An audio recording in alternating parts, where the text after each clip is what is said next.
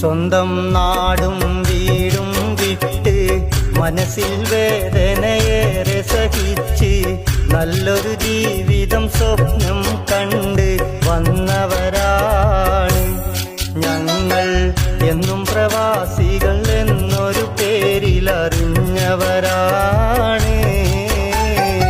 സ്വന്തം നാടും വീടും വിട്ട് മനസ്സിൽ വേദനയേറെ സഹിച്ച് നല്ലൊരു ജീവിതം സ്വപ്നം കണ്ട്